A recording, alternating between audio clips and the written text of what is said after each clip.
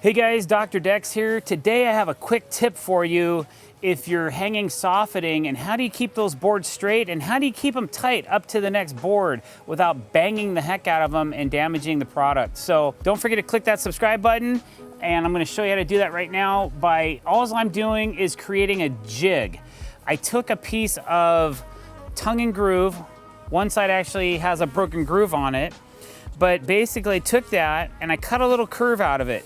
So I'm going to use this with a compression tool that I use normally for compressing deck boards, but it has the same principle of use that we do when we're compressing our deck boards, but I'm using it to compress the soffitting together. But you don't want to damage the tongue of the soffit by putting this up against the soffitting, so that's hence what this is for, all right? So basically you're just sticking this up into the tongue of the board that you need to compress. So right now, this board right here is not as tight as I would like it to be. I can still see the finish nail holes of the previous board where we locked it in. So I want to make this board go this way. There's several different ways to do this. We've used a hammer and a chisel, we've used wedges and screws, but nothing seems to be as quick as using this. And the hammer and chisel is cool too, but it takes a little bit of extra time.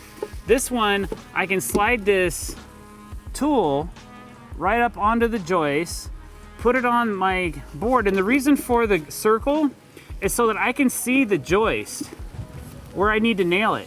So now, if you look over here where my finger's at, I'm gonna push on this and it's gonna compress that board tight. You see how nice and tight that is? Now that it's tight, I can go in, take a finish gun, and I can go ahead and nail this in. And now my board's tight.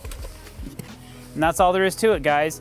A simple jig and a compression tool, and it makes it really easy to keep my boards nice and tight and straight for this entire soffit. Thanks for watching. Don't forget to hit subscribe. I really appreciate it. Have a good day.